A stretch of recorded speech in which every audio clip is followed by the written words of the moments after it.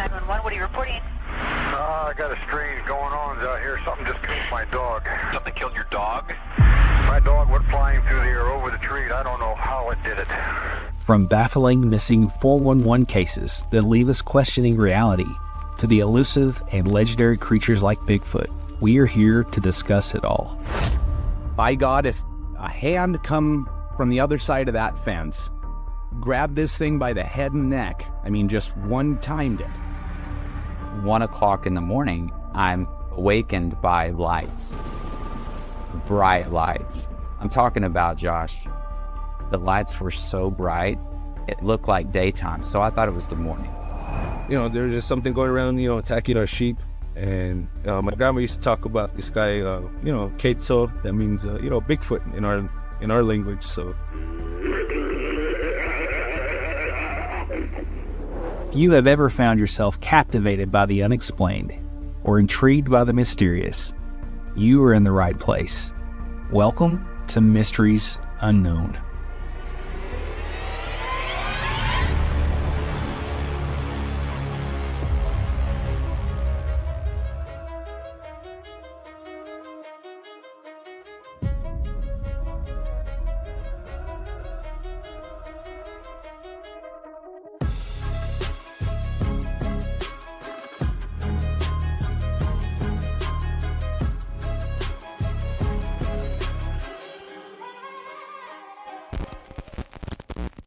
What's going on, everybody? Good to see everybody tonight on another live from Mysteries Unknown. We're excited to get this show going tonight. We got a good one for you guys tonight.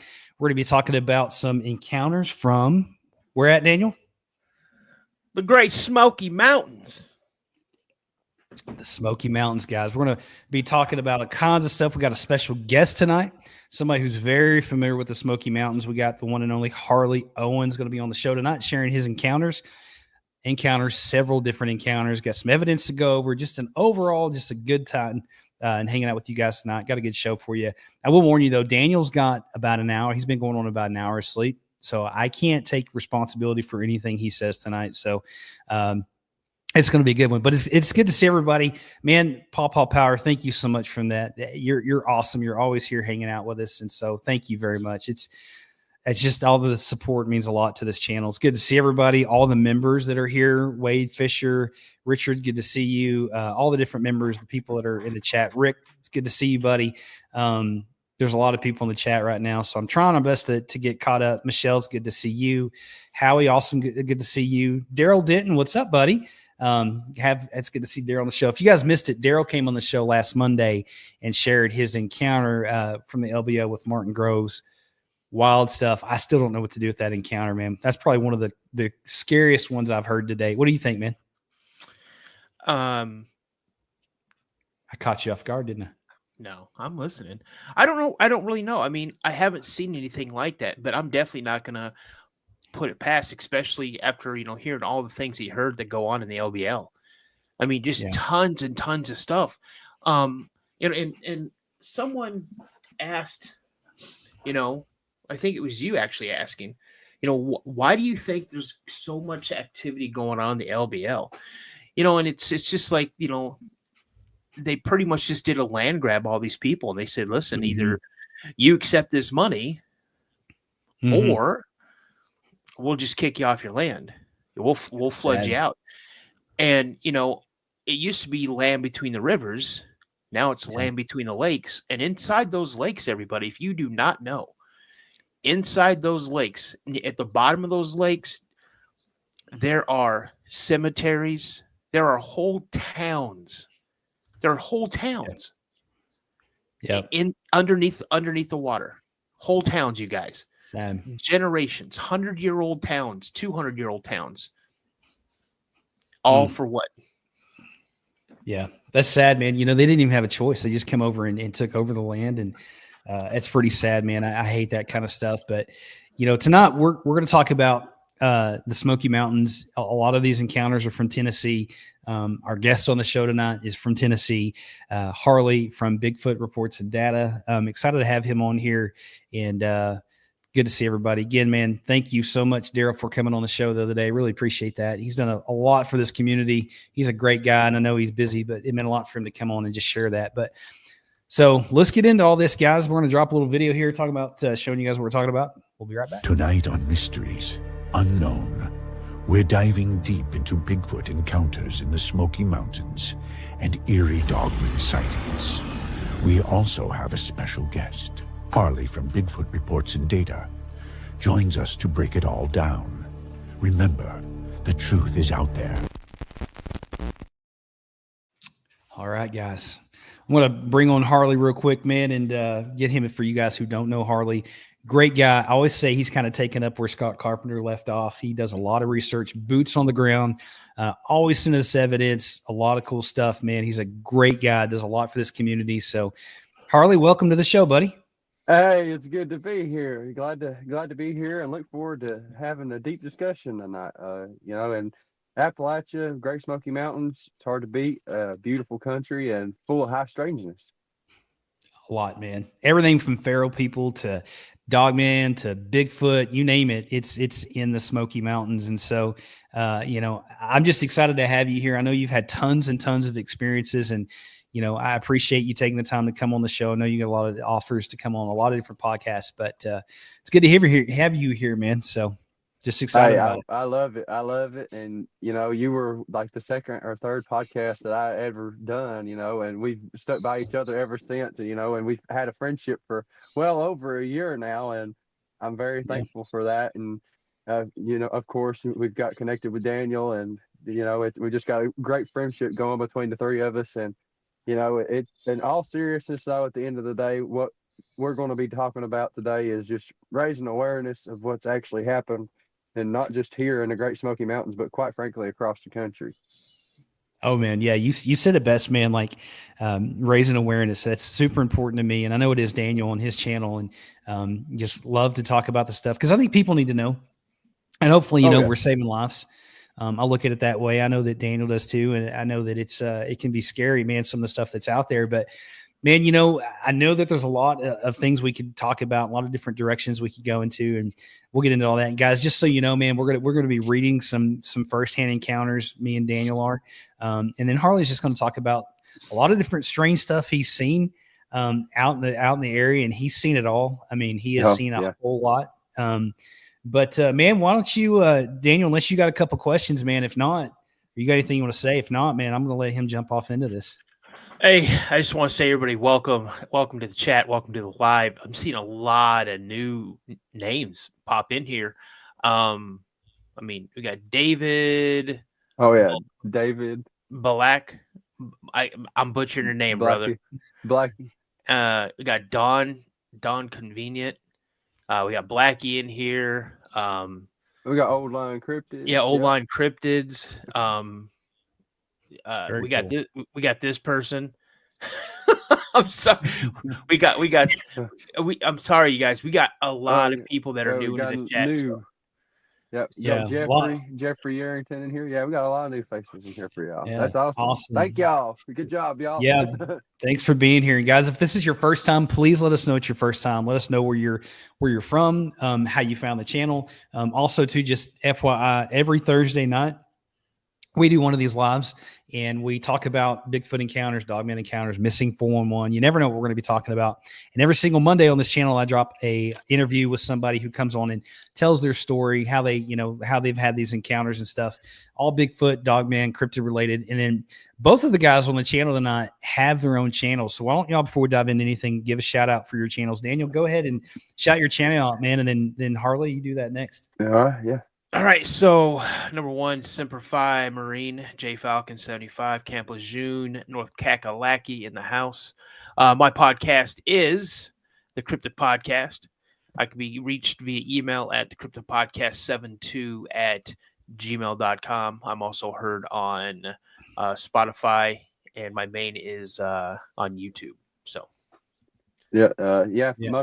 Most easiest way to find me. I mean, you can find me here on YouTube, as well as Facebook, Instagram, TikTok, X, Bigfoot Reports and Data.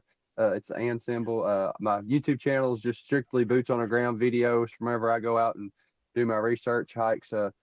from yesterday. I actually went on a hike yesterday into a new area, and I'll have a video dropping of that tomorrow. So really excited about that, and I'm anxious to go deeper into the footage that I got from yesterday, because like I always tell everybody, you can go in there, you may not see or hear anything, but you don't know what's behind you, and that's where all the secrets lie. Whenever you're recording behind you, you never know what's going to pop up. Boy, that's true. And speaking of that, I've got to show this photo. You guys know what photo I'm going to talk about, man. About what's behind you, you just never know. And also, too, guys, if you want to reach out to me, come on the show, or have an encounter you would like to share with me, you can send it to me at boy, you ever have a brain fart? Today's one of those days. Oh, man, at mysteriesunknownpodcast@gmail.com. So we're just real people here, guys. So check this photo out. And I'm going to let Harley explain how he captured this photo. Photo, just to lay this out, this is a photo of a Dogman. Tell them about this photo, man. Oh, yeah. So April 28th, 2024, myself and my stepdaughter's dad, we went out turkey hunting. And we got out there before the sun came up. And as the sun started to come up, we went out of the vehicle and started hiking. And we were trying to find some turkeys to get on. And, well, we're hiking along, and we hit the owl call, and there's turkeys gobbling off in the distance. So we go in that direction of where they're at. And after hiking for about 10, 15 minutes, and we're going through the swamp, and we eventually find the big fields on the edge of this property that's along the river. And as we're sitting there, waiting for these birds, and they eventually didn't show up, because after the sun had fully came up, the turkeys shut up. So I told Hunter, I said, all right, let's just get out of here. So we worked our way out. And I remember distinctly, we went in the woods behind this old shed that they had there that had their tractors and all their equipment and stuff in it. And Hunter was in front of me. I was behind him. And it wasn't even 10, 15, 20 yards after getting into the woods, I could hear something start keeping pace with us. And I wasn't going to say anything to him until he heard it. I was like, man, if I tell him there's something following us right now, he probably won't even hear it. So I didn't say anything, and we kept hiking along, and we were going up this old creek bed that was dried up. And, I'm still here. I'm still hearing this thing behind us. And I'm like, man, he's got to hear that. And eventually we get to the point where we had to pull ourselves up out of the creek bed by this fallen tree. And you can actually see it in the original photograph. We pulled ourselves up out of the creek bed. Now, mind you, I'm 6'6", Hunter's like 6'2", 6'3". We pulled ourselves up out of this creek bed, and we get about 20, 30 feet away from the creek bed that we pulled ourselves out of. And he said, there's something following us. I said, yeah, it's been following us for about 20 minutes now. And he said, what is it? I said, it's probably a Bigfoot, because he knows that I've researched Bigfoot and all this stuff. And he's like, well, what do we do? I said, nothing. I said, all right, yes. So I turned around and took a picture. I took a picture to the left, took a picture straight in front, and I took a picture to the right. And I said, all right, let's go. So we got back to the vehicle. He dropped me off at home, and I got back to looking at those pictures. I looked through the first one. I didn't see anything, but I looked through the second one, and sure enough, right there in the creek bed where we had pulled ourselves up out of was that Dogman. And this Dogman. Yeah. Yeah. That's wild, man. That picture gets me like every time I see it. It looks like a giant pit bull or something, And I sent it to him. I was like, do you know what that is? He said, no, what is that? I said, that's a Dogman. He said, really? I said, yeah. And just a funny story about him, actually. In July of last year, he had a feral person encounter. He went out fishing, and guys, just so you know, he's right in the middle of the storm. So yeah, I'm right in the middle of a storm. My apologies on that. You're good, man. I thought I had my phone do not disturb, but I need to do that right quick. If you guys all of a sudden hear dun, dun, dun, dun, dun, dun, dun, dun, dun, dun, that means the tornado's about there. Yeah. And he's sitting there and he's fishing, and this area is not too far from where I do a lot of my research. And he's sitting there trying to catch some trout, and he has a feeling he's being watched. And he turns around and looks, and he sees a person, and they're kind of crouched down beside this tree. And he's like, well, what the crap? And so he goes further down the creek away from it, and he starts back fishing again. And he has the feeling that there's something close to him, and it's watching him. And he turns around and looks, and there's the feral person right there about 10, 15 feet away from him. And it has one of its hands behind its back. And he said the next thing he knowed, it threw down a rock, and it took off up the mountain. And he said he took off. He called me. He was terrified. I was like, you sure it wasn't a Bigfoot? Because he's like, no, this was a person. You know, I was like, okay, all right, well, if it's a feral person, then whatever. It's Man, I'm crazy, telling man. you. Yeah, I don't know what to do with the feral people. That's a whole other topic, man. I've never talked about is. on this show, but it's, I don't know, man. That's such a They're strange world. There's a just, lot. They're just as legit as anything else roaming around.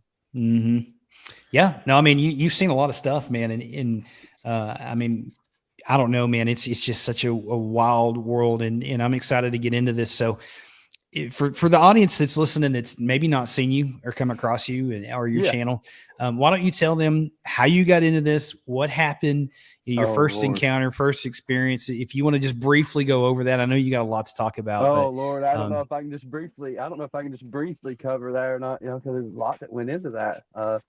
But you know, I came into this not believing in Bigfoot. You know, I was a skeptic, and I seen my first one September 23rd, 2020. I got a photograph of it.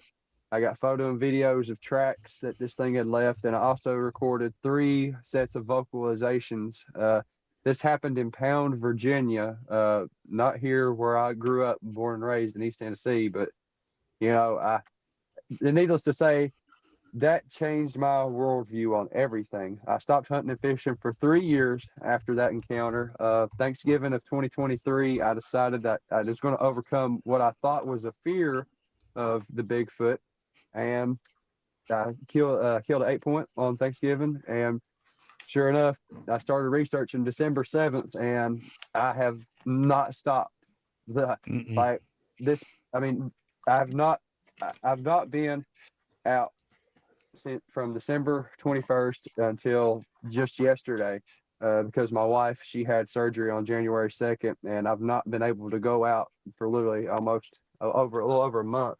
But yesterday I finally got to go out, and that was the longest that I had ever been without going out and hiking. Because I mean, I was literally out 3, 4, 5, 6 days a week out all the hiking. time.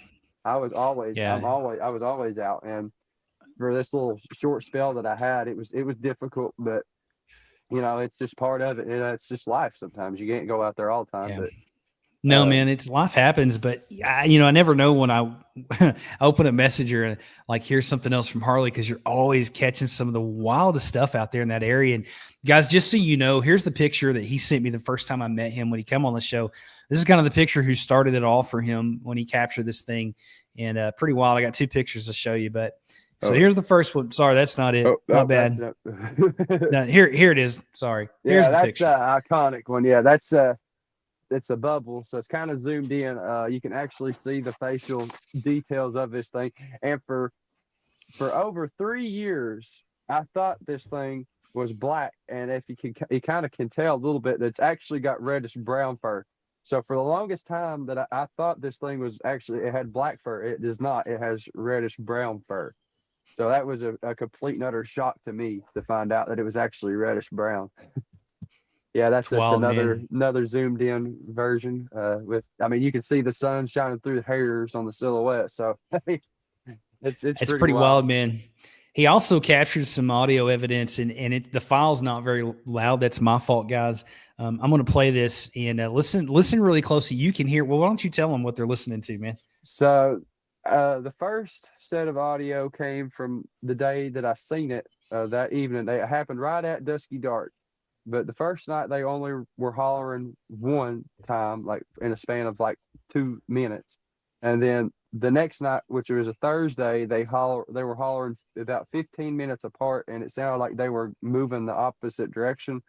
But there's some kind of communication going on between them. I had a spectral analysis done of the audio, and it goes above 1200 hertz, and that is out of the range of human or anything like that. And so it was confirmed that there was multiple individuals in this audio. Pretty wild. I don't know if I have the full all of the audio that you sent me on this. Hopefully I got it laid up, but here's what he sent me, guys. Pretty wild stuff. You can go back on my channel or Daniel's. I think that he played it on yours too, didn't he, Daniel? Yes, Tracking Tennessee Cryptids. Yep, and you can listen to this, but check this out, guys.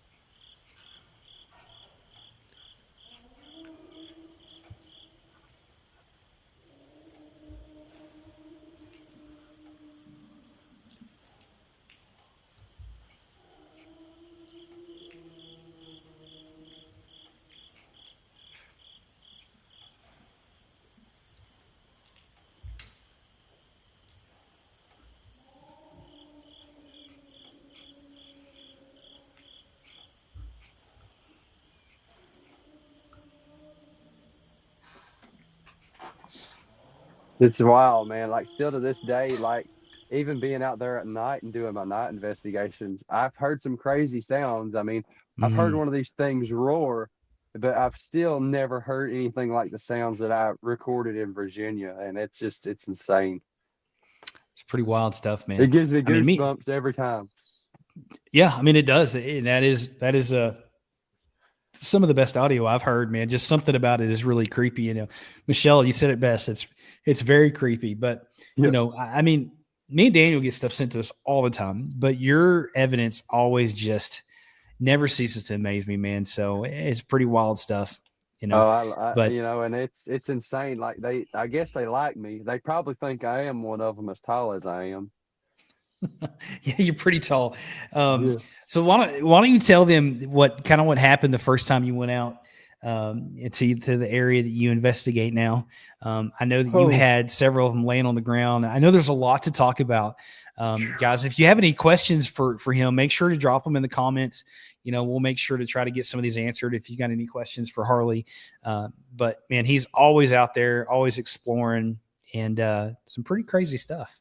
Oh man, there's a lot. I mean, literally a week after starting research, I had my second experience. Hang on a second, I gotta check something. Emergency alert. Yeah, Hang on we don't just want- 1 second. I'll be right back. Okay, we don't want you to get blown away. So why he's doing that, guys, and just if you're just jumping on, there's a storm coming through where he's at, so we want to make sure that he's safe. So, want to make sure he's good and in good shape. But man, Paw Power, thanks, buddy. It's good to always see you, and I appreciate the support and everybody on here. I'm just very humbled by the support, and I hope you guys are enjoying this as much as me and Daniel are. But if you're just jumping on, we're going to be talking about Bigfoot encounters, Dogman encounters in the Smoky Mountains. I know Daniel's probably got a couple stories pulled up. I know I've got a couple pulled up. Man, you want to jump into one? Sure. I was doing some research. Awesome. And listen, guys, he's an amazing co-host. This live show wouldn't be possible without him, man. It just would not be possible without him. He always does research and he goes the extra mile and gets this stuff for you guys. And so, Howie, thanks, buddy. Thank you so much for the support. This stuff helps us keep doing these lives and keep doing these. So, it means so much to me. You guys have no idea. So, just grateful. Let's see here. All right, man. Why don't you, if you got one pulled up? Sure. So this one, this one took place in 2008, October of 2008. Actually, sorry, September 4th, 2008. And I've read it a few times, so I can pretty much tell you by heart. I don't really have to look at it unless I need some stuff. But so Pigeon Forge, everybody who's familiar with Pigeon Forge, there's a lot of cabins and things up there that you can go ahead and rent for the weekend or rent for the week or whatever. Try to get some really nice, alone time with you and your spouse, girlfriend, whatnot, or your family. So this family of 4, they go up and they're spending just, like a couple days up there. And they were coming back from town to their cabin because their cabin's just kind of, outside of town. And as they're driving, this 14-year-old kid looks out the side. He's sitting in the front seat with his dad. And he sees something walking in front of them alongside of the road. Well, he looks over at his dad, and his dad sees it too. And what they described was a tall, ape-like creature walking on 2 legs, around 7 feet tall, very broad in the shoulders, literally just walking down the road, down this dirt road, going towards where their cabin is. Now, I'm not saying, they're not saying it went to their cabin, but it was traveling the same direction as their cabin. So as they pass it, his little sister and his mom, who are sitting in the back seat, see this. Now, this took place at about 10:30 at night. So his mom and his sister see this, and his dad speeds up a little bit, pulls into the cabin. They go inside, and when the vehicle passed, it kind of veered up and went up the side of this hill up into the woods. Now, what's really crazy is that the mom and dad immediately went into like their room of the cabin and started talking. This boy is listening in, and what does he hear but hear his mom and dad say, "That's what we saw last night outside the cabin." So the next day, they're all talking about it, and the kid asks them about it. So they're like, this is 2 nights in a row they've seen this thing. So they decide to pack up, and as they were packing up, one of the neighbors in a nearby cabin was doing the same thing. And the 2 dads got to talking, and the 14-year-old boy went over, and then his mom came over, and they said, well, we're leaving. We saw something again last night. And like, what do you mean you saw something again last night? We saw a gorilla walking on its hind legs, walking through where where the cabins are. It walked by our window. And so Yep. both families packed up and left. And that happened in 2008 in Pigeon Forge, Tennessee. Oh yeah. That's no surprise. And they said he was just walking nonchalantly, like it's something he's done 1,000,000,001 times, and just didn't even pay him any. Honestly, the car came. It's like they said it kind of moved off the side of the road a little bit, and as it was passing, that's when it started to go up the hill. Like it paid him no mind at all. Like, oh yeah, this is old hat. Well, I mean, think about it this way too. I mean, look at the bears, for example. There's so many bears here, even. And there's a lot of people. I think, especially in Cades Cove, it's untelling how many people look at what's probably a Bigfoot and be like, oh, it's just a bear. It's untelling. And for most instances, around them cabins and stuff at night, you can't really tell when it's dark. You probably like, oh, well, that's just a bear. I mean. But I will say this, I have learned that if you don't really find any bear sign, for what I'm talking about for my hunters out there, when you're looking for tracks or whatever the case may be, for deer or elk or bears or whatever the case may be, I've not found any bear signs too much. I think the Bigfoot keep them run off, but I think that's it for another reason. In the whole, I think this area that I've been in for over a year now is where they're raising their young. Yeah, well, that would make sense. That would make sense. I mean, as much evidence as you've captured there and all that stuff, it's got to be something like that, man. And, back in November, late November, I ran into my buddy Mike, and he's had several run-ins with them, but he didn't know what they were. For his first experience with them, him and his dog were hiking along the trail, and his dog's a big old pit bull, and his dog went up the trail and had a big Carhartt jacket on. The dog comes back without its jacket on, and so he's freaking out, don't know what to do. He wears his jacket, and he's going along up the trail, and he finds the jacket hanging 8.5 foot up in a tree. And that's when I first started talking to Mike. I was like, "Well, you think a bear could really do that?" He said, "I don't know." And so he had another experience where he thinks that he's seen one. He said he thought it was a deer, but he said the way that it moved, it was just way too quick. And in November, actually, he said him and his dog were hiking up the trail, and he said he's seen what he thought was a bear cub. He said it was down on all fours, crawling around, doing that motion. And he said the dog started to go chase it. And he said the next thing he knows, it's pushed itself off and went to 2 feet, and it took off running. And I was like, "Well, do you believe in them now?" He said, "Yeah." He said, "Yeah, yeah, I believe in them now." Definitely. That'll change your mind real quick, man. Well, then just recently, I met a guy from the area, but he's originally from Arizona, and he was telling me. He said, "Yeah." He said, "I was out here earlier this year." He said, "I seen 2 bears jump across the trail." And I said, Whoa. I said, "You seen 2 bears jump across the trail?" He said, "Yeah, they jumped." He said, "One of them was really big and the other one was tiny." And I was like, this guy don't even know what he's talking about. He ain't even seen a bear No. head in his life. I think most people they don't want to see it or admit that it's there. And you know, a lot of times this stuff happens so fast that people don't know what to do with it. You know, you just don't know how to register it or what to do. But man, I would love to know your opinion, and you too, Daniel. I know you're busy doing some research, but what do you think the ratio is with Dogman and Bigfoot in the area, man? What do you think percentage wise is probably Dogman in that area versus, you know, Bigfoot? What do you think? I think there's definitely a lot more Bigfoot.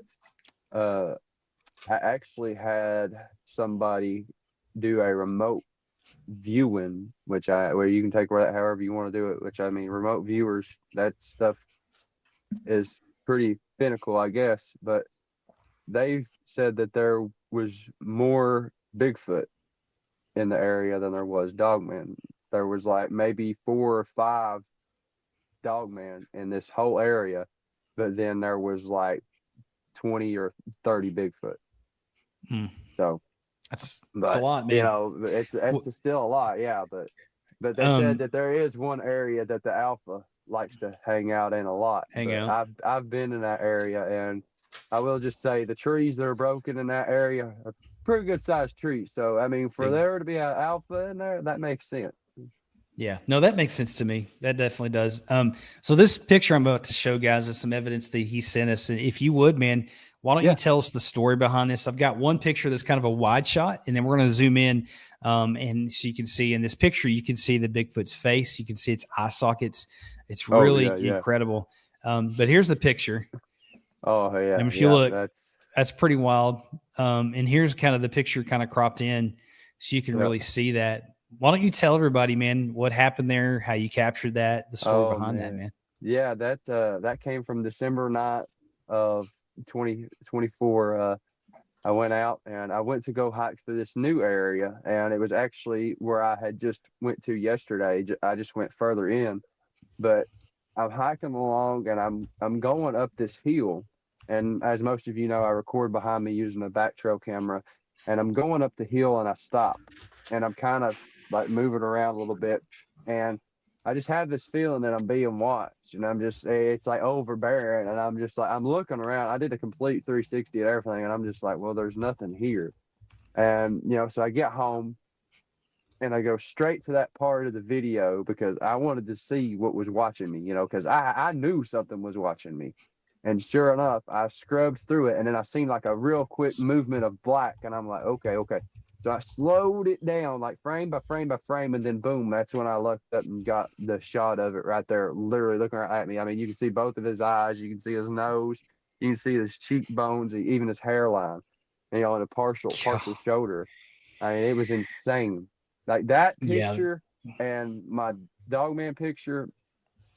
I mean, and the first Bigfoot that I ever got a picture of, I can't take that one for granted either, because it's such a good one. I mean, those 3 photographs, right? They're insane.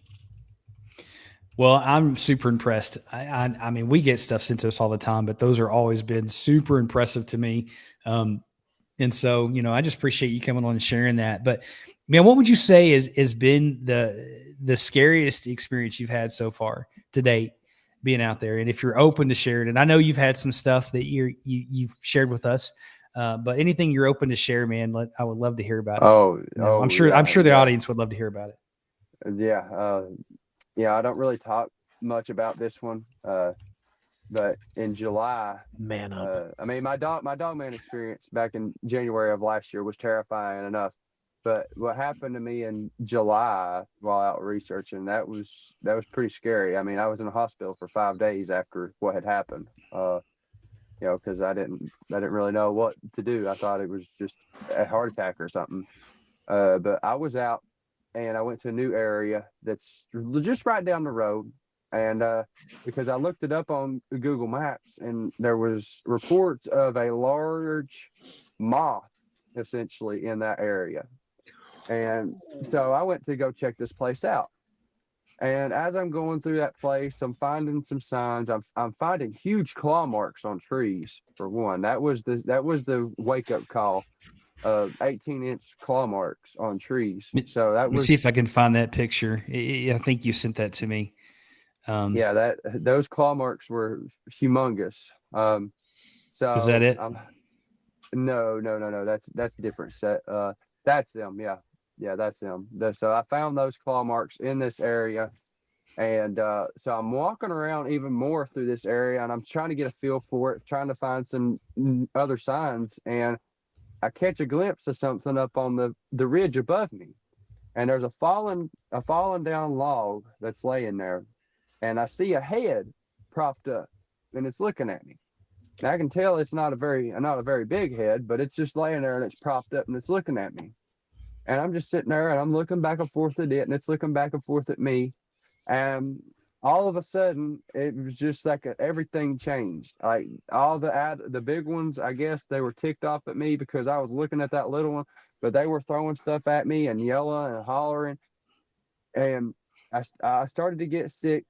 I could feel it, and I ended up leaving. And then the next day, I woke up very bad sick, and I went to the hospital, and they put me in there for 5 days, and they never did tell me anything. And Man. that was the odd thing about it. Why would you put me in here for 5 days and not tell me anything? So do you think you got That is blasted wild. by infrasound or something like that? I got blasted by infrasound big time because it was because I've been hit by it before, but that day it was times 10. Like it was overbearing. Like, it was horrible. It was horrible being in a hospital for 5 days. Man. Well, bad. Yeah, I mean, my last encounter, my brother and I both were hit with infrasound, and he's a big boy. He's not quite as tall as you.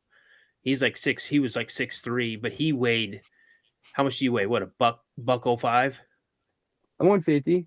Oh yeah, he was two of you easily.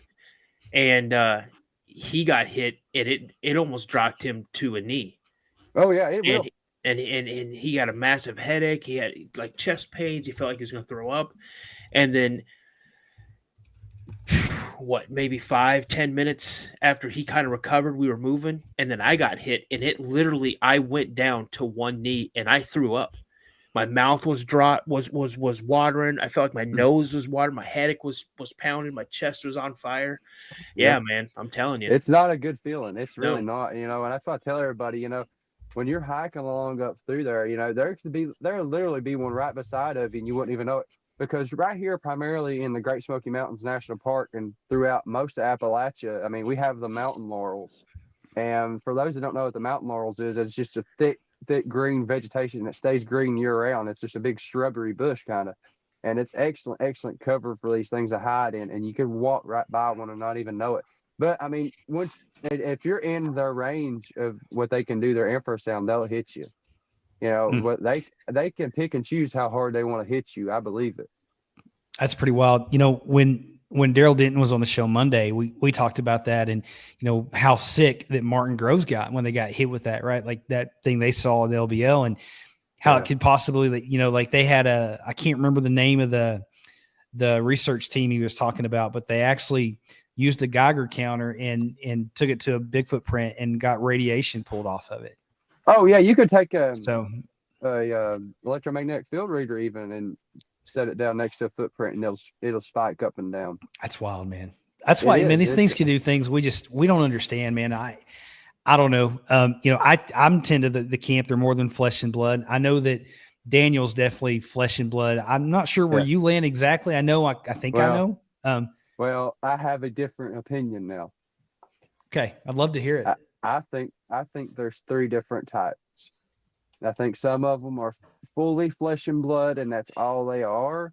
I think that they have, because apparently the way people are, we used to have abilities that we don't have anymore.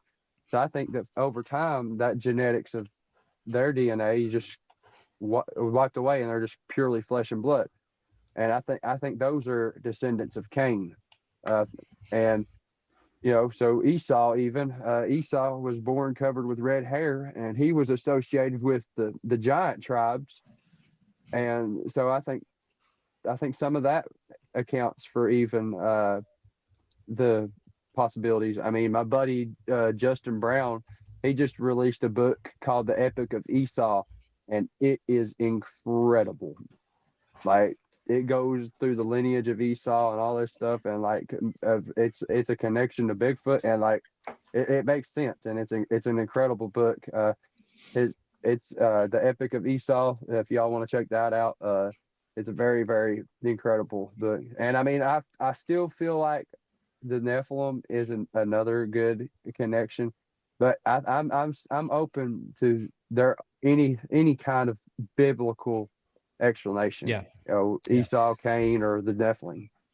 Same here, man. That's kind of the what I look at these things through a biblical lens, and all those make sense, man. And I think you kind of get into trouble sometimes with people if we get to the point where like, hey, I know this is what it is. Right. Yeah. I think you're kind of like, yeah, I don't know about that, because how can we know? I can speak on explanations and theories and all this stuff. Yeah. But when people keep pushing the ape agenda on you, it's like, why are you pushing this so hard? Right. Why, if they were an ape, there would already be one in a zoo by now. That's a good point, man. There is a far more intelligent being at hand than just an ape. Yeah. I mean, there's definitely, like, I know when Daniel had his first encounter, and I mean, I think it's a great time for you to talk about it, how you looked into its eyes, man, when this thing stood up. There was intelligence there. Like, there's 100%. more than It's just a humanness. It's a humanness. Yeah. They're not. I'm just gonna throw it out there. Anything that's been able to stay hidden from, and you've got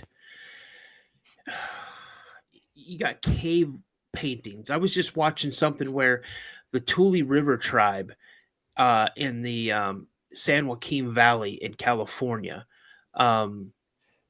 they have cave drawings or cave paintings, and they believe that we came from Bigfoot. Bigfoots are the creators, and their cave paintings are off limits. They're not open to the public. When they were started giving, they were asked, well, where do you want your reservation to be at? And one, I think that's just wrong, because, we came in and we completely just took something that wasn't ours in the first place. Yeah. But anyway, I digress. These were found, and it's really cool. They're kind of like in a cave, but from what I understood, from what I heard, was this isn't like a natural cave. This thing was like built with like giant boulders and things, and they found it in here. And these paintings are amazing. I've seen pictures of them. But yeah, you can't go on there. If you try to get on the reservation, you'll be politely escorted off by tribal police.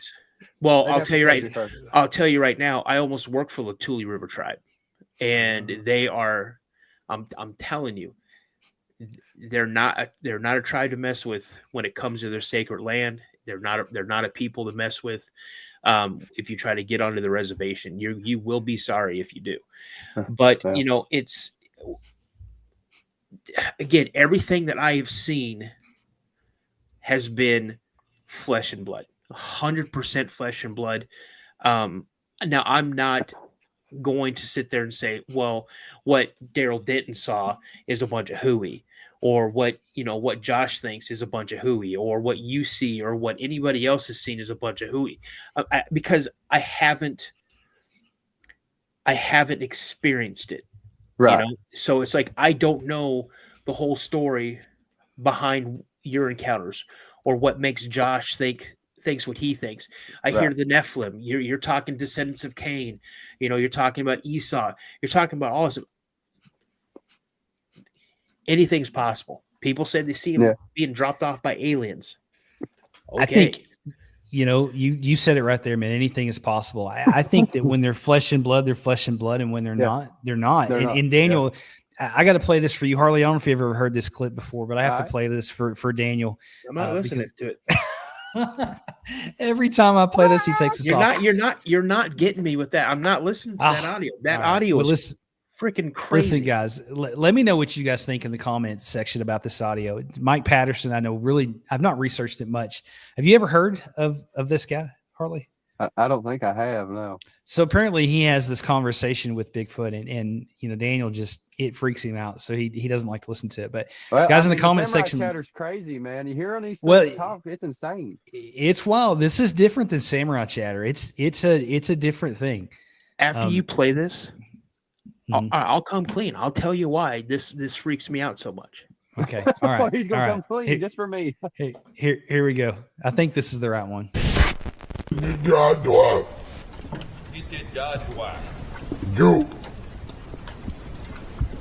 You, my friend. I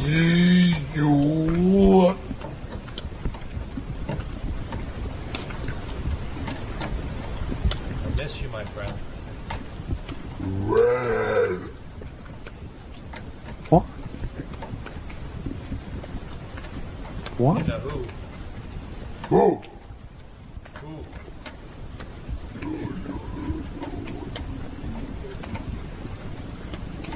What?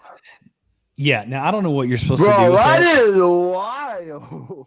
I'm not saying that's real, but I'm saying if it is, and ashes to antics, you're right. The crazy thing is, like, some of the stuff when they do that samurai chatter, it kind of sounds like that. It does. Mhm. It seriously does. Like, you'll be hiking up the trail and like you'll hear what sounds like other hikers coming towards you, but it's kind of mumble jumbo. And then like you're going up through there, and there's like, wait, there's nobody here. That's crazy, man. That's crazy. I think I agree with Ashes to Antics. I think that's demonic. That's just my opinion. Like, I'm not gonna whatever, but man, I don't know. And if it is real, I wouldn't want to have a conversation with it. That's just me. But you want to know why I do not listen to that? Spill the beans. And I'm being 100% serious. I'm not making stuff up, and I'm not playing any games.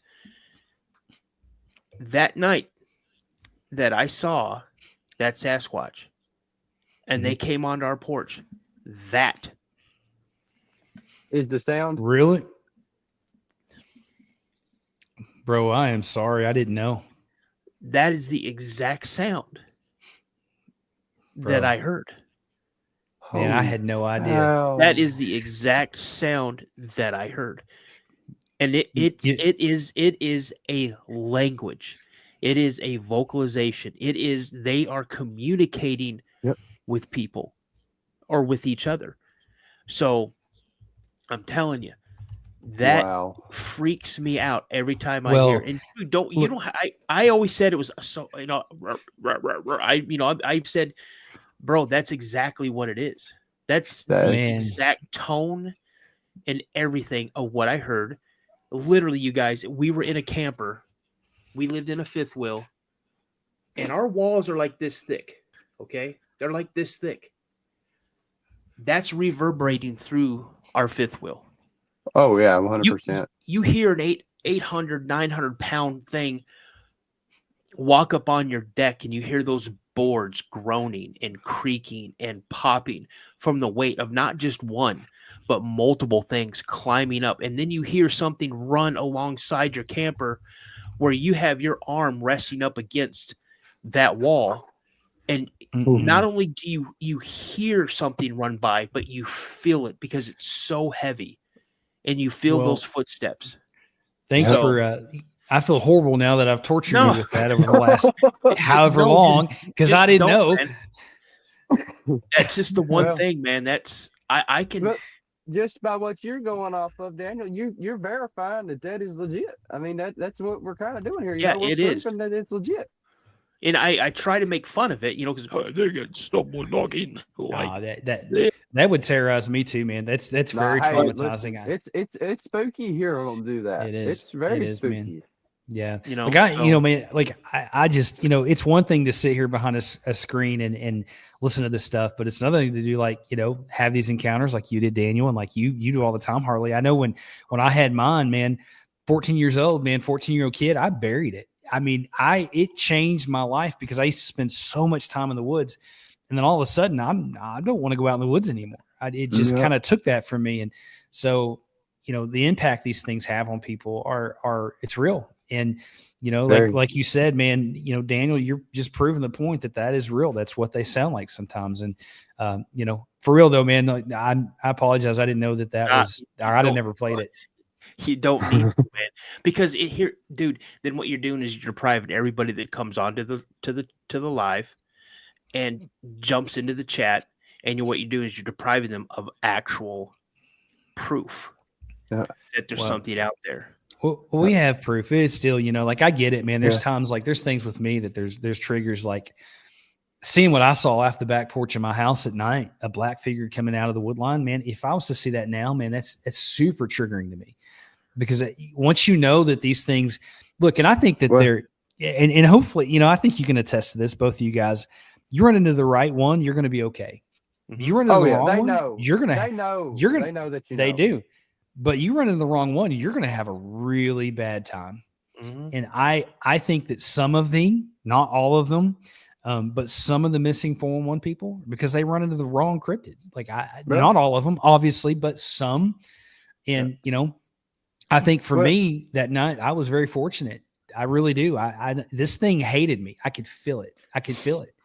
And it was not happy that I was standing there. But anyways, man, I didn't mean to, but no, you're good. And let me answer Taft's question here. So Taft, when I heard that before Josh ever played that, and that's why I've never, as soon as I heard, it was something like a man communicates and he goes, brother, you know, I'm telling you, it's when I first heard it, I had to turn it off because it's exactly as I remembered it, but louder because it was literally 4 to 5 feet away from us. Yeah, that's crazy. So man. Yeah, that's what. That's I learned something new every day. I didn't know that about you. So, yeah. Well, listen, I you never know what you're going to get in this show, man. We get in all kinds of different evidence and stuff, and it's a wild world. But you know, Harley, I don't know if you were watching when we played the footage from Russia. Oh yeah, man, that's wild. Is that anything at all like what you've seen? And I'll see if I can find that. I've never seen them move like what that thing was doing, but I can imagine that they do move that quick. I can imagine it. This one, here's the video, guys. If you've not seen it, this is from Russia. And if you look, there's something, I think it's to the right, Daniel, isn't it? When you start playing you go right to left. And to me, when I first saw it, I thought it was a gibbon. That's what I thought too. But there's snow on the ground and they're in the woods. In the middle of Russia or Siberia. It's either Russia or Siberia. I think it's one of the two. Yeah. It's watch this, guys. If you've not seen this footage, check this out. Let us know what you guys think in the chat.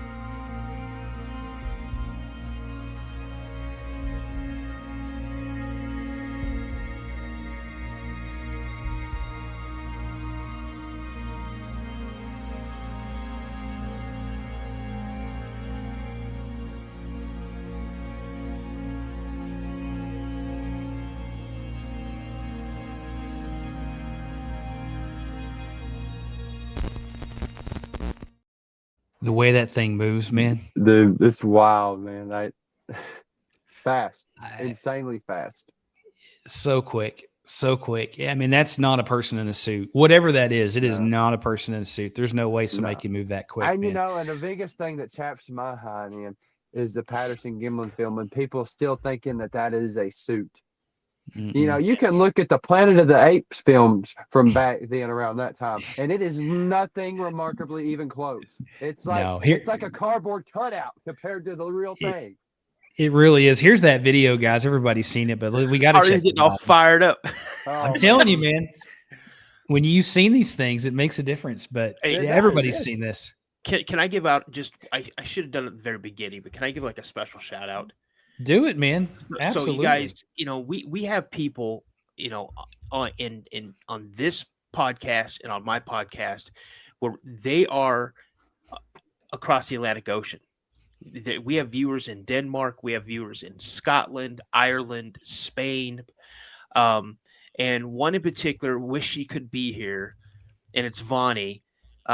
She's in Scotland, and she sent me a message. She goes, I'll have to watch tomorrow. She goes, it'll be 2:30 a.m. when you guys start, so she'll be sleeping. So I just want to give a special shout out to Vonnie and to all of our other overseas listeners. Thank you so much for joining. We appreciate checking the replays. Thank you so much. And told you, Vonnie, that's I should awesome. give you a special shout out. Yeah, she's really awesome. She's always commenting. She's always so kind, and doesn't miss the show, any of our channels. So that's really cool to have that kind of support, especially from overseas. You never know who's watching. It's really cool. Everybody out here tonight, if you've been a part of this channel, if you're in the chat right now, if this is your first time, we love to chat with you guys, and we've built a really cool community. You guys need to make sure that you're checking out Harley's channel. You're making sure you're checking out Daniel's channel. We have 221 in here watching. Holy cow! Yeah, that's insane. 221. We had 222 just a couple minutes ago, but my biggest audience is the United States, but then it's followed by the UK and then Australia. That's super cool. It's really cool. It's neat that you get, we got a platform where you can come in here and talk about this stuff and share these encounters and experiences. And it's such a neat community, and, building these lifelong friendships, man, it's really awesome. So if this is your first time, make sure you let us know in the chat where you're from. And this is your first time, we love to talk to everybody on here. And just so you know, the rundown of this channel, every single Monday, I drop a every single Monday, I drop a in-person interview with somebody where they're telling their real encounter with evidence a lot of times. And then every single Thursday, we do these lives. And Harley's joining us tonight, which is really cool. We've been talking about that for a while. And man, give your channel a shout out real quick, man. Tell everybody where they can find you. Oh yeah. You can find me on all social media platforms: Facebook, Instagram, TikTok, X, YouTube, Bigfoot reports and data. I'm gonna hop in the chat here in a minute. That way y'all can find me that way, and it'll be easier that way. But that's the best way to find me. Or you can reach out to me over Messenger, Harley Owens. That's a good way to get in contact with me. If you need to talk to somebody or just want to share your experience or encounter with me. He's a great guy. He's a really good guy. And so, Daniel is too.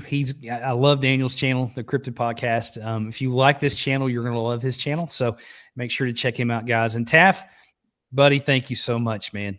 Best show on the net. I love that. That's awesome. That's really cool. The support this community gives us is really amazing. And these episodes couldn't happen without you guys. So we're just really excited to get on here and talk to everybody. But Daniel, I knew you probably got us another. River. What is it? River. Sorry, Harley, your stuff's got to take back. You're good. River, please. I've been trying to find somebody from Australia. If you've had any encounters, yes, please email me immediately. I will stay up late or get up early to talk to you. So please email me as soon as possible. And all of our first timers in here, you guys, for real, thank you. So I'm seeing so many. Hey, I've been putting it out there, man. I'm telling you, all these people. I'm telling you. It's awesome. Y'all smash the like button and subscribe if you're new. That's super cool. This guy right here, man. This guy. I got kids older than him, man. This kid, I love this kid, man. Good guy. Yeah, he does. Lord of mercy, man. He's a great guy, man. You're not going to meet anybody better than Harley. And if he tells you something, you can take it to the bank. So he does a lot of stuff, man. And I think that, man, I really do. I think you've picked right up where Scott Carpenter left off, bro. I really do, man. I do, man. I know he's guiding me. He's guiding me every step of the way. I know. I think you're doing a great job. He had unfinished business, but the Lord called him home, and the Lord made me fall right into his footsteps. So I love it. Awesome. That's super cool. Man, I know that we got some stories. I've got a story here I'm going to read here in a minute, but Daniel, did you have another one pulled up? I know everybody's probably dying to hear your accent, man. You got to throw that out Hey, there. he ain't got nothing on mine. He ain't got nothing on mine. That's true. That's very Yeah, true. but see, you've done lived in one place your whole life. Me, I've been all over this world, and I can still bring it right up out of me, son. Oh, Lord have mercy. Here we go. Here we go. I got to give a shout out real quick. Swamp Dog, man, this guy is amazing. He's been on the show once. Daniel don't need no cowboy hat. He's going to come back on. Actually, tomorrow I've got an interview with him. Pretty crazy story. So good to see you, buddy. Wanted to give you a shout out real quick. All right, here we go. Darn tootin'. Let's hear it. Come on. You ready? Yeah, I'm ready. Come on. Lay it on me. Come on, let's go. Hold on a moment. I got so many gadgets and gizmos up in here. I got to figure out which one I'm using. This one here's near Gatlinburg, Tennessee, and this happened on December 17th, 1997.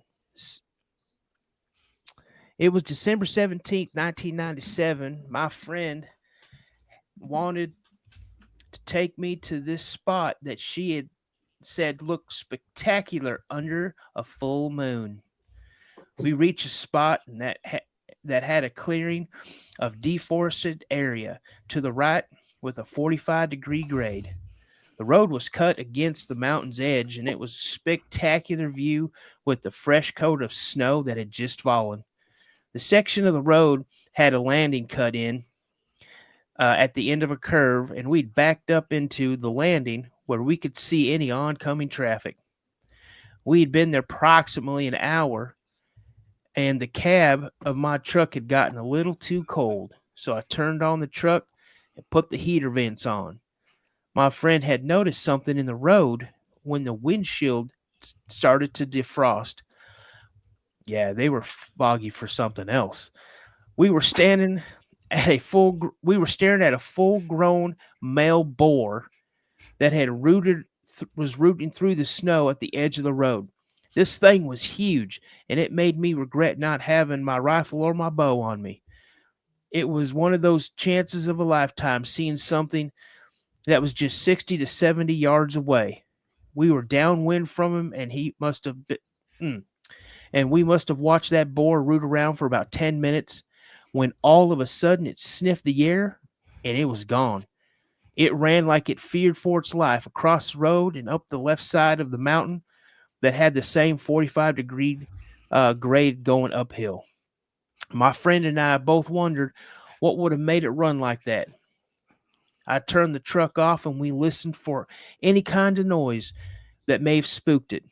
We both talked for about what could have probably made it run away.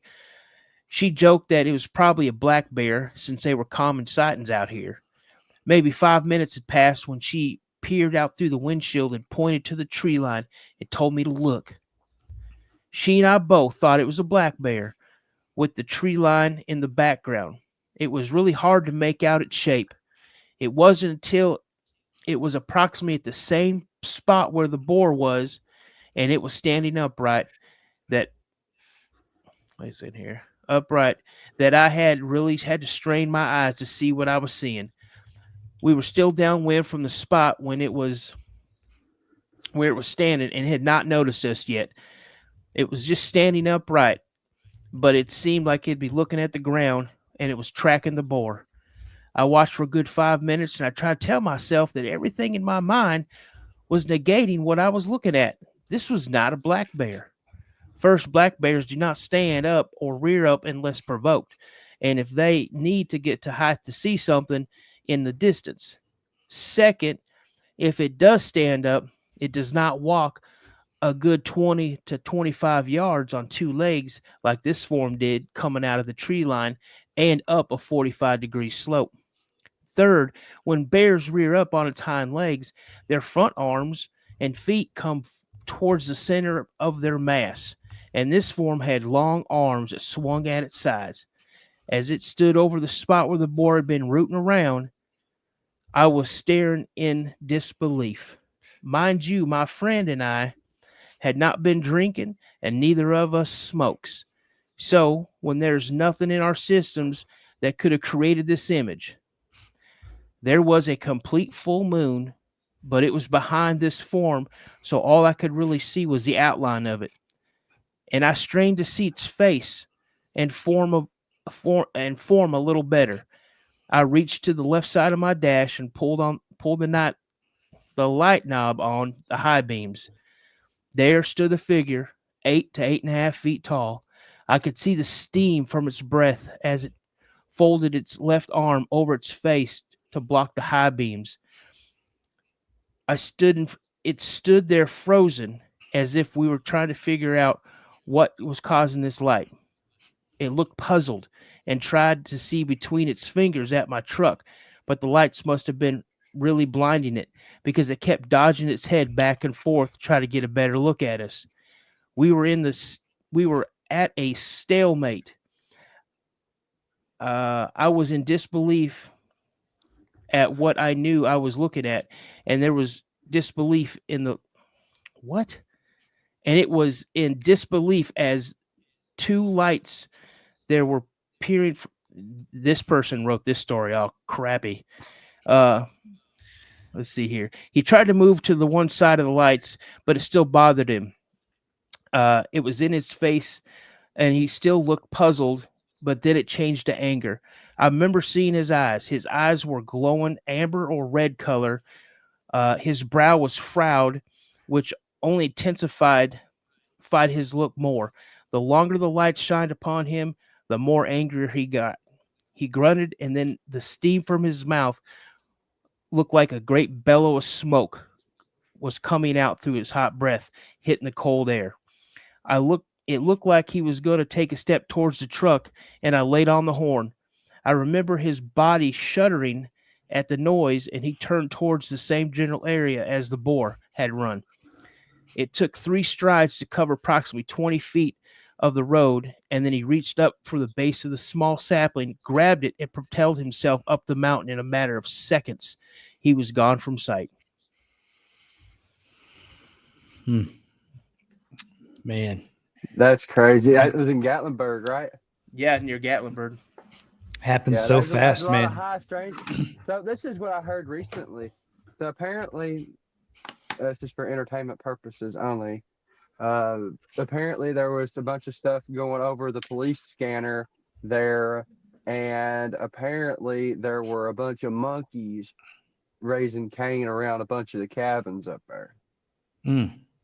Wow. That was just like back in October or November of last year.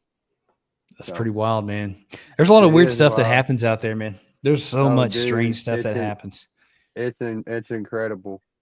It really is. Everything from Dogman, feral people, Bigfoot, you name it, it's out there, man. And you've experienced a lot of it. Yeah, I have. And there's always the oddball creature that throws a curveball. And for whatever it was that left the 18-inch claw marks and whatever left the 3-toed footprint, it always is a curveball. Always. Here's the footprint, guys. I think I still have that pulled up. Yeah. I check this out. I have this picture right here to kind of show off what I hike through all the time. I mean, okay, this is it right now in the winter. So imagine when everything's greened up. It's like a rainforest, dude. It's crazy. Yeah, you're not going to see through that. That's crazy. Here's the footprint that he captured. One of them. Here's another one. Man, tell them the story behind that.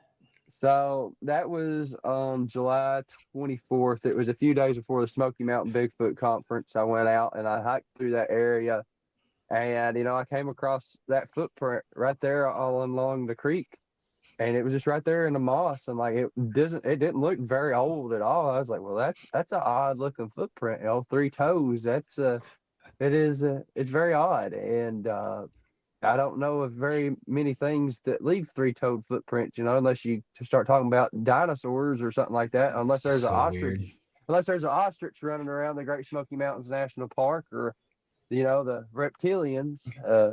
But it's anything. Anything is possible anymore. Nothing surprises me. No, you don't know. It's so weird, man. Like what do you do with this stuff? I get reports sent to me every day. People come on and they're telling me their encounters, and I don't really question it anymore. Even as strange as it could be, man, like you just never know. And I mean, I know Daniel's seen a rake before. I mean, you don't know what's out there, and it's just no, thank you. No, you just think. So I've got a Dogman story pulled up, and this is from Townsend. I don't know if you know where that's at. Oh yeah, that is where the Smoky Mountain Bigfoot Festival will be. Okay. May 3rd, right. 2025. Okay. Mariah Awesome. Mayer is going to be there. Mountain Monsters is going to be there. Turtle Man, Adam Davies, Greg Ogles, myself, and so many others are going to be speakers there. So if y'all want to come see me and meet me and listen to me talk, the Smoky Mountain Bigfoot Conference in Townsend, Tennessee, May 3rd, 2025. Very cool, man. Well, this story's right from there. So I don't have an accent like Daniel's. I mean, my accent's natural. You know, I'm from the South. So, you know, not as good as his, though. And I don't have a cowboy hat. Everybody kept saying you needed a cowboy hat. So I give up. Don't give up. Never give up. Never quit. I'll do my best. Says, so it was late around 11 p.m., and I was driving home after visiting a friend in Townsend. I took Tremont Road, a lonely winding stretch through the dense woods of the Great Smoky Mountains. There was no streetlights, no houses for miles, just the towering trees, the occasional rustle of an animal, and the hum of my tires on the pavement. As I rounded a bend, my headlights washed over something crouched on the side of the road. At first, I thought it was a deer or maybe a bear digging at the dirt. But as I got closer, I realized it was neither. The figure was large, covered in dark, almost black fur. It crouched low on all fours, its back hunched unnaturally. Its long arms stretched forward, hands, or rather claws, digging into the gravel. My headlights reflected off its eyes, which glowed in a natural shade of yellow. I slowed down instinctively, gripping the wheel tighter as an uneasy feeling crept over me. The thing turned its head towards me, and that's when my stomach dropped. It wasn't an animal. Its face was that of a black massive wolf, but its features were distorted, twisted into something almost human. The snout was elongated, the nose was wet and black, but the eyes were intelligent. They weren't the vacant, instinct-driven eyes of a wild animal. They were calculating, cold. Then in one swift moment, it rose on two legs. I couldn't move. I couldn't breathe. The thing was massive, easily 7 feet tall, maybe more. Its shoulders were impossibly broad, its arms hanging longer than they should have, ending in clawed fingers. Its chest was thick and muscular, its fur matted and coarse, like it had been living in the deep woods for years. It took a step towards my car. That was enough to break me out of my trance. I slammed my foot on the gas, my tires kicking up gravel as I tore down the road. But just as I sped past, I caught one glimpse in my rearview mirror. The thing dropped to all fours and chased me. I've never seen anything move that fast. It closed the distance in seconds, its limbs moving unnaturally, almost spider-like in a way. Its mouth opened just enough to reveal rows of sharp teeth. My speedometer climbed 40, 50, 60 miles per hour, but it kept pace, staying just at the edge of my taillights. Then as suddenly as it started, it stopped. I didn't dare slow down. I didn't look back until I reached the main road. My heart was pounding so hard, I thought it would explode.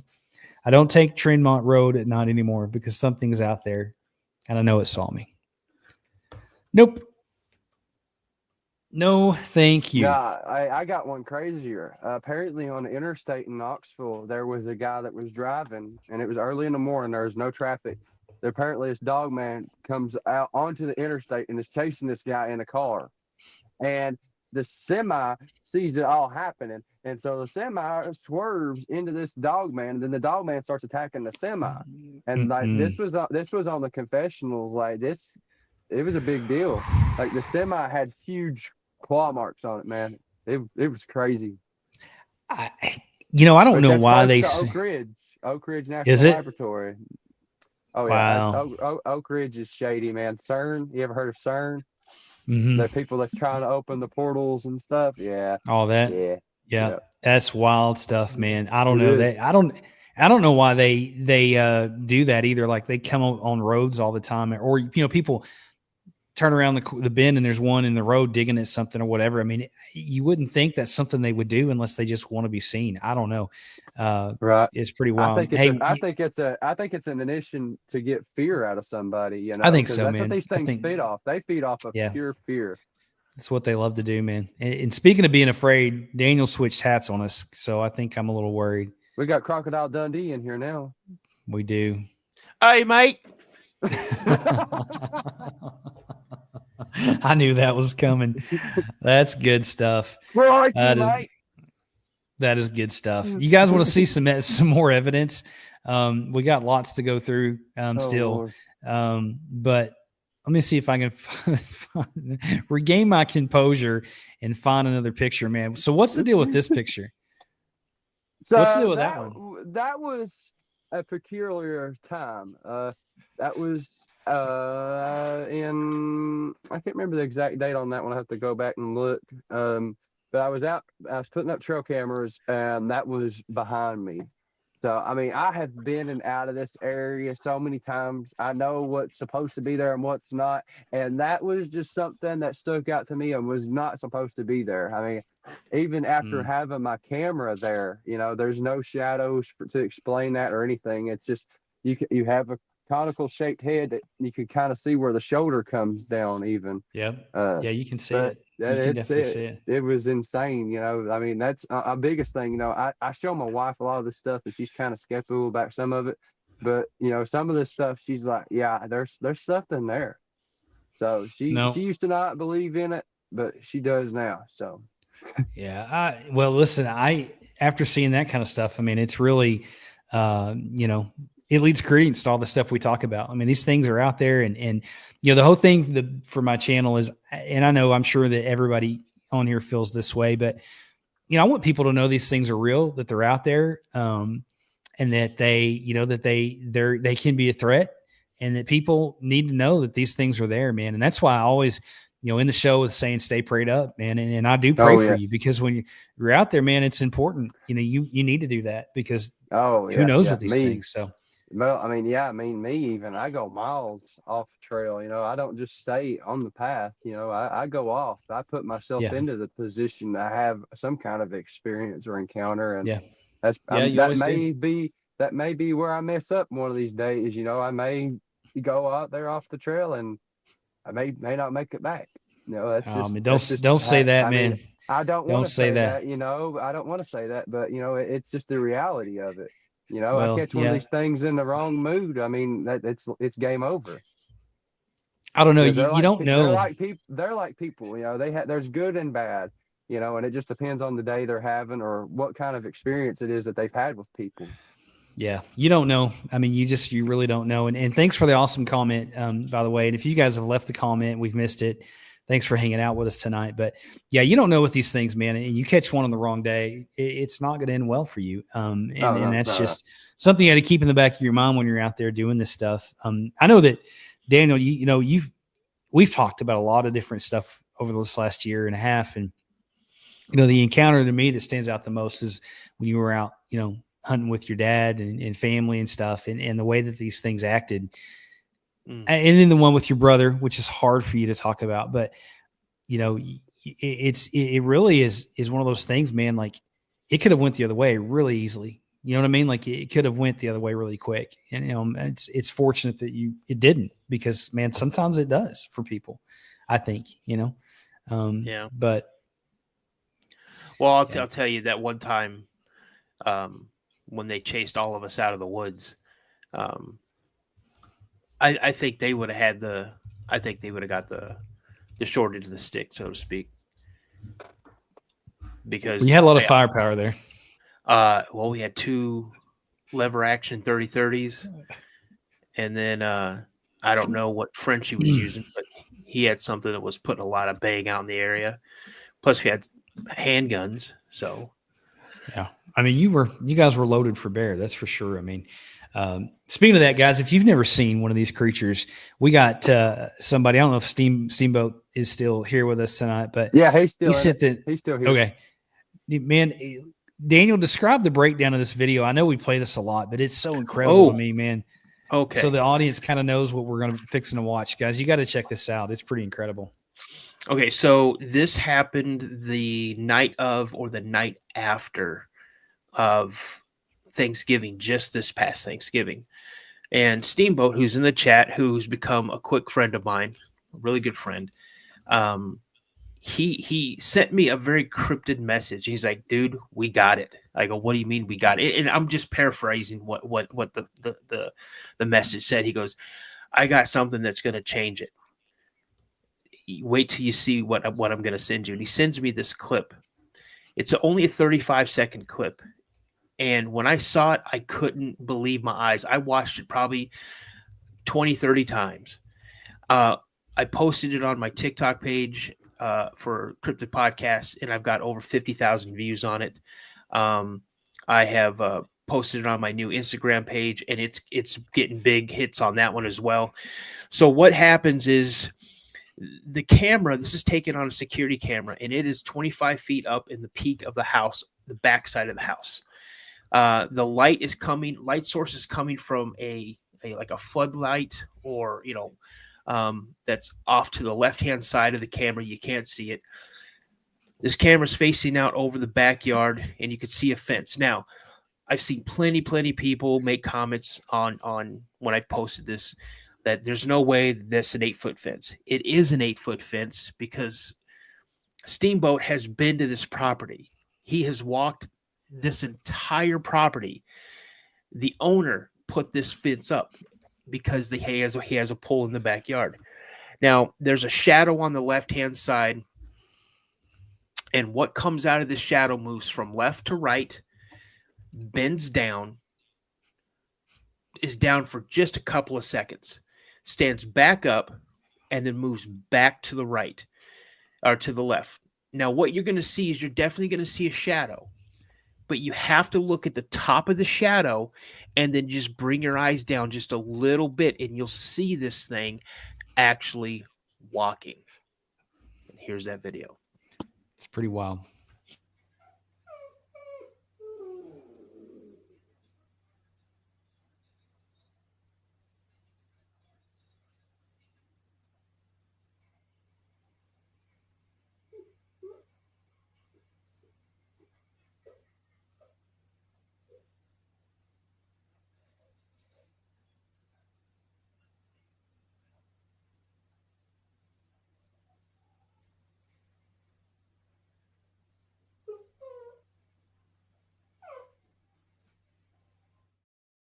The dog is what gets me about that video.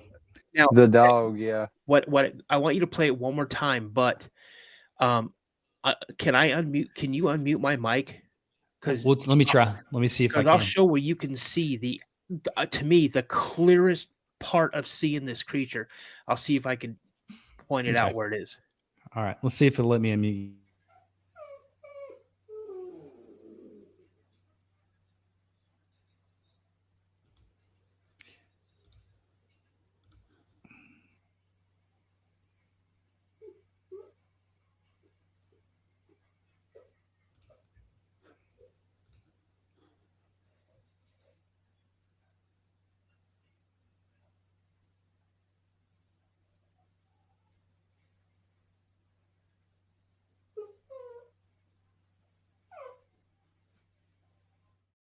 Yeah, you couldn't. It wouldn't let me unmute you. Mm-mm. So if you guys, I'm gonna ask you to play it one more time. So before you do, the fence is about 8 feet tall.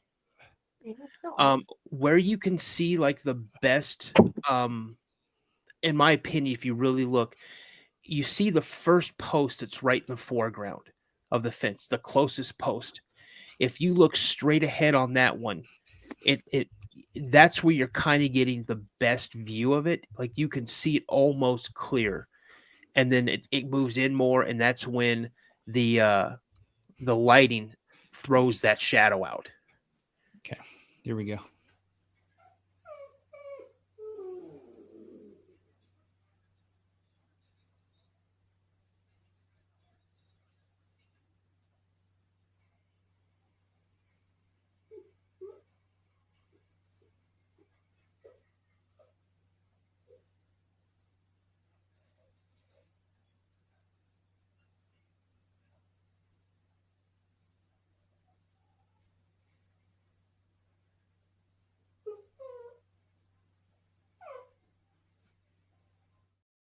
Man, Okay, so the dog knows something up, but you guys, there's more to this story. So now when it goes to the right and you see it bend down, what it's doing is the owner of this property, the old refrigerators, how they had those steel grates for shelving. The owner had taken a bunch of these steel grates, and he'd use like these wire clamp things, that kind of go like this, and you have a bolt and you screw it down. And what he did is he fastened all of these shelves together to make a live trap, so he can relocate the raccoons, because there was a raccoon in this live trap. And what happened is that this thing reached down, and according to Steamboat, because he's seen it, he has seen this trap. He peeled that trap back like he was peeling a sardine can back. Peeled it back, reached in, grabbed the raccoon, and took it back with him. So, yeah. That is some solid evidence. So, Steamboat, yeah, thanks for sharing that with the world, bro. That was Steamboat, super that's cool. incredible. That's incredible. Yeah. Yeah.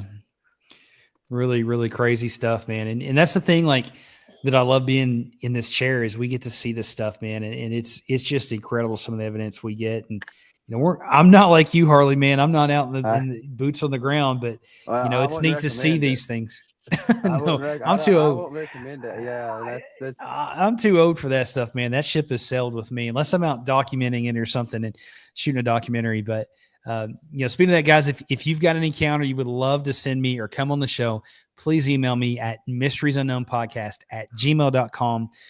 Daniel, throw your email out there, buddy. Decryptedpodcast72@gmail.com. Same for you, Harley, man. Put your email address in. If you want to shoot me a message, Harley Owens 18@icloud.com.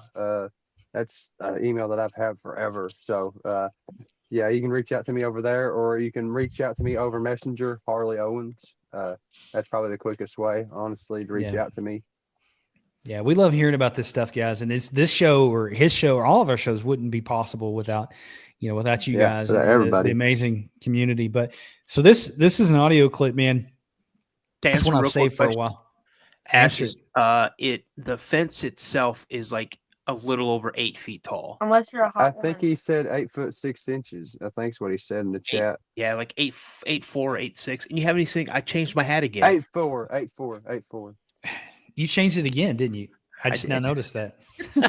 You changed his hat again? I did. I did. Oh my God. He's putting us to shame. I only got the one hat. Rivers was laughing. He goes, "That's not a hat," but I had an Australian military hat where I got it from an actual Aussie that I met a bunch of them. They were we were doing a joint exercise with them when I was in the Air Force, and I traded one of my berets for one of their hats. So yeah, it was pretty super awesome. Cool.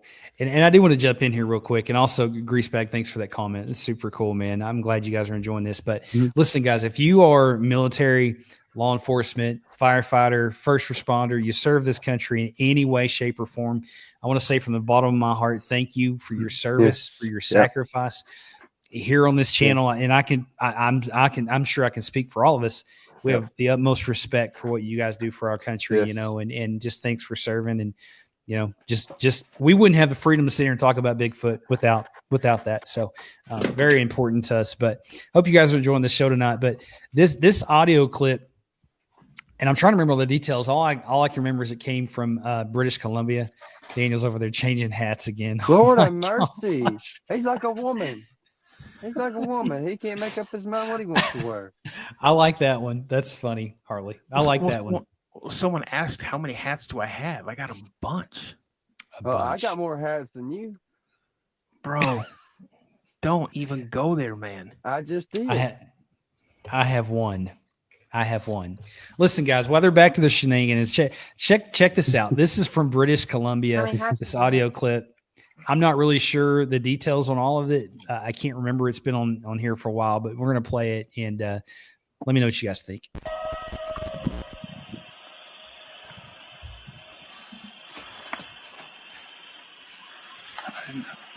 Scary.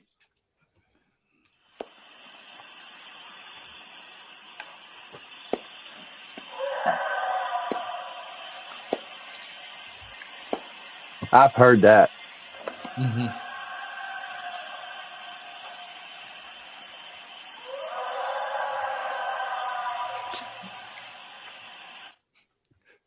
That's pretty wild. That's pretty wild. When me and Rick heard one roar, we were listening to the Republican convention with Hulk Hogan talking, and Rick was on the phone with his wife, and we were sitting there listening to Hulk Hogan. One of them roars exactly like what that was, and me and Rick looked at each other, and we had the exact same look on our faces, and we have it on video, but we're still trying to clean it up and amplify a little bit. But that's exactly the roar that we heard from right here in East Tennessee in the Great Smoky Mountains. Man, you can tell that thing is way Powerful. out, like in between some mountains or something's way it echoed. I mean, it was not something I want to run into on a rainy night or anything like that, man. Oh no, I don't know. Are you still over there switching hats? No. Oh my gosh, man. Of course he's changing hats. Yeah, he's killing me.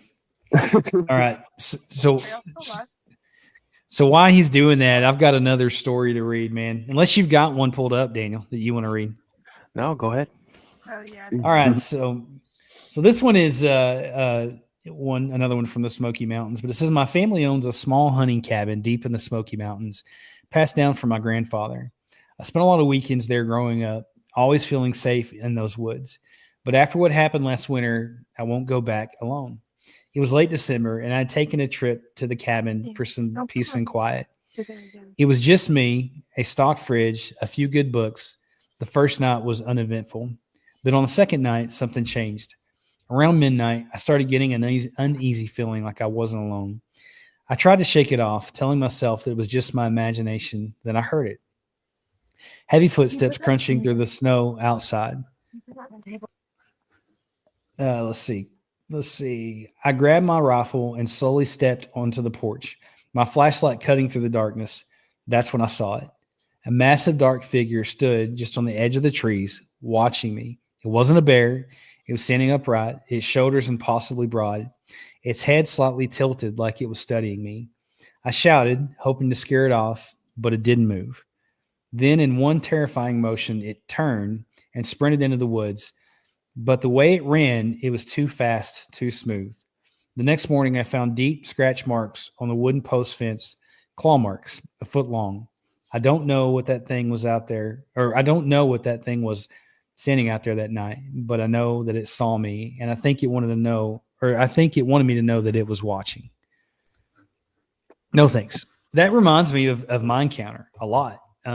Because I had kind of the same thing happen. You know, this thing stood out of the woodlines and watched me, and I watched it for a long time, and the more and more I think about it, the more it comes back to me, man. I just remember that this thing was wanting to know that it did not like me. That's all I could tell you. Like, it just was this feeling of like, it did not like me. I don't know how else to explain it, but yeah, pretty crazy stuff. Pretty crazy. But what hat did you switch to now, man? This guy's like an online gamer. It says Fab. Oh, Fab. I thought it said something else.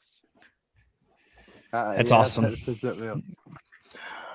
Air Force. Well, guys, I do want to say, man, real quick though, that if this is your first time with us, thanks for hanging out with us. We do these every single Thursday. Me and Daniel, and we loved having Harley here tonight. That's been a lot of fun. Awesome. Yeah, we'll definitely have him back on, and just we love to talk about this stuff. And every single Monday, I drop an episode, real encounters with people where they share their stories, everything from Bigfoot to Dogman. Always have a good time, and these lives are kind of a new addition. We hadn't really set a schedule, but you guys like them so much that we wanted to get something kind of more permanent. So thanks for hanging out. The show's not over, but I just want to say thanks for being here. It's been a lot of fun. And if you got any questions for me or for Daniel or Harley, man, let us know in the comments. Let us know if it's your first time here. And if you have any questions, put it in all caps so Josh can see it.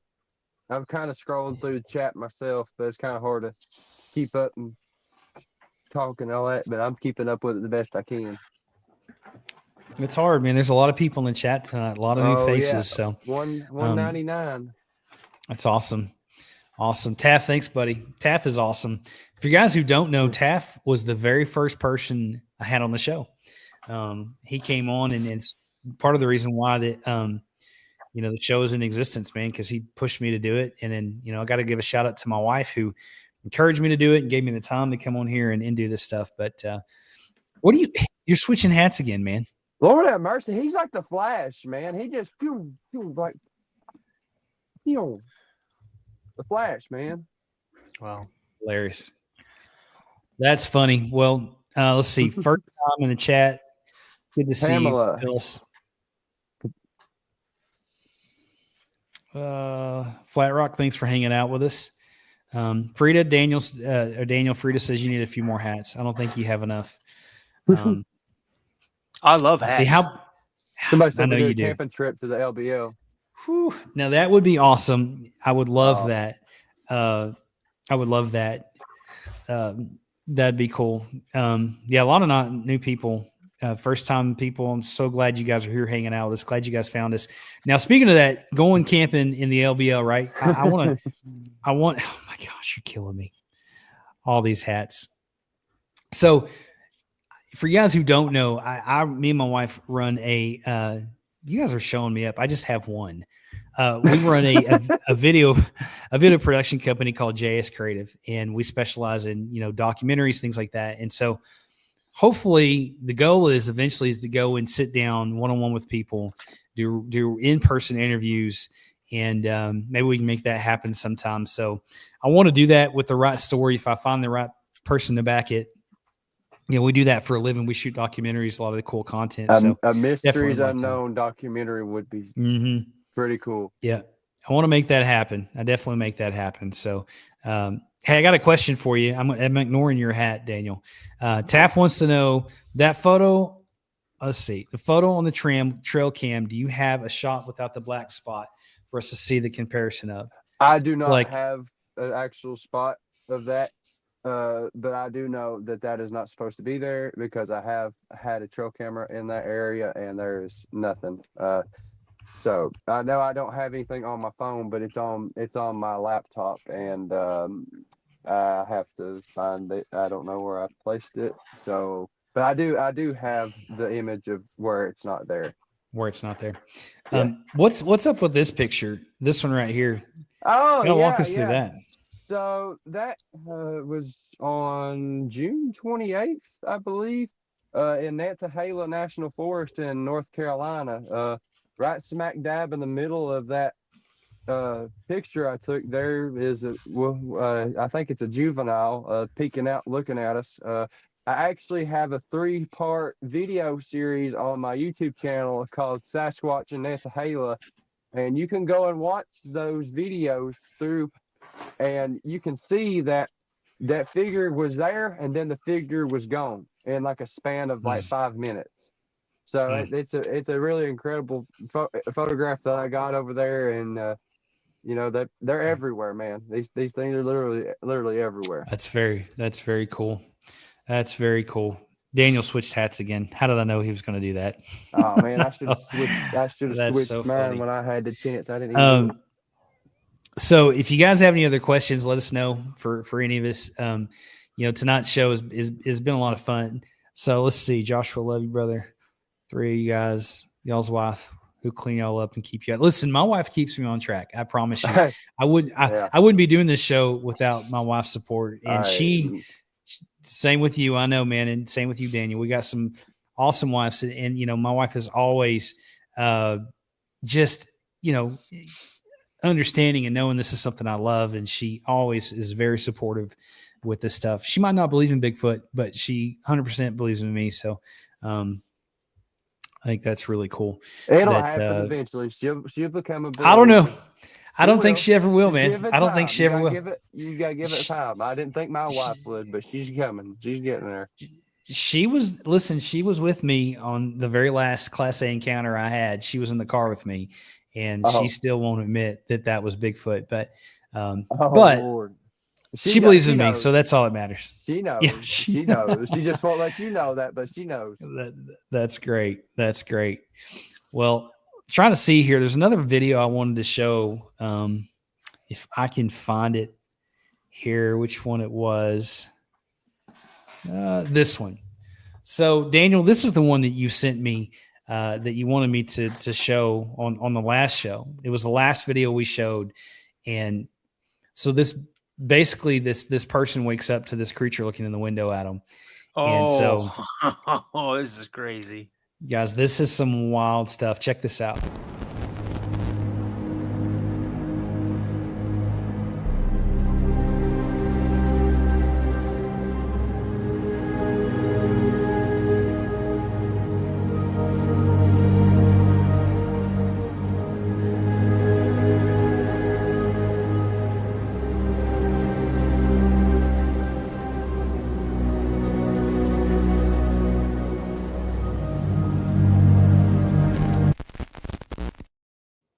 I don't know that I'd ever sleep again. I mean, that's hell to the typical, no, man. The black eyes, you know, with the gray skin. I mean, that's legit, man. I mean, the second one that I ever seen that I got a good look at, you know, the black eyes, the gray skin, you know, that's it, 100%.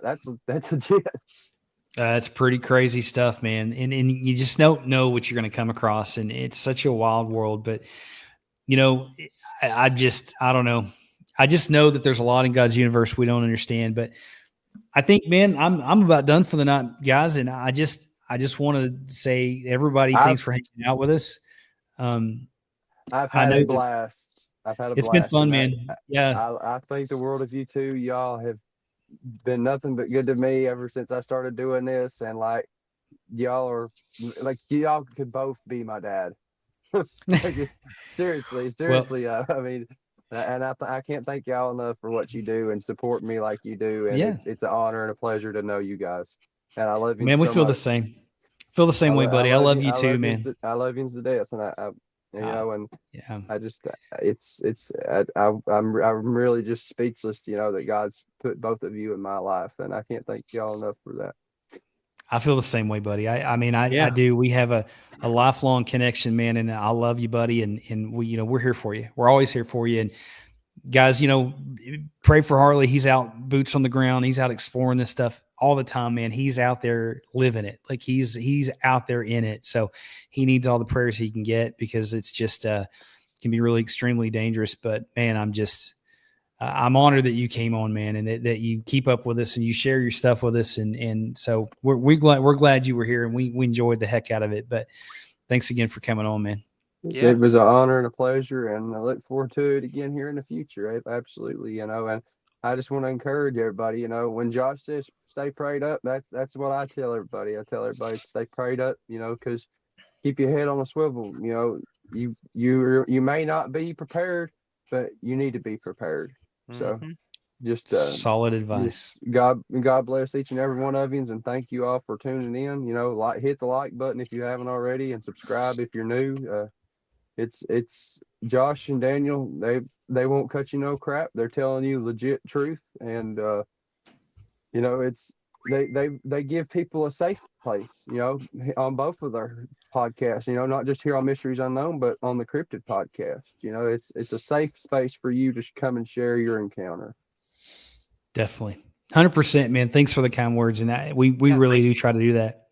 We say it all the time, man. We're gatekeepers for you guys, and so if there's evidence you want to send me, we definitely will gatekeep it if you don't want it to go anywhere. If you want us to read it on the show, on the live, be happy to. If you want to come on my show, I'd be very honored. If you have an encounter, please send it to me at mysteriesunknownpodcast@gmail.com. And if you love my show, you're going to love Daniel's show. Make sure to go show him some love, the Cryptid Podcast. What's your email, buddy? Tell him your email. Cryptid Podcast. It's the Cryptid Podcast 72@gmail.com. I can also be found on Instagram, TikTok, heard on Spotify. So, and I put out new content every Monday and every Wednesday. I might change the Wednesday up, and in the near future, I am about to dip my toe into the live pool. So You'll do good with it. see how that goes. You'll do good with it, man. You'll do really good with it.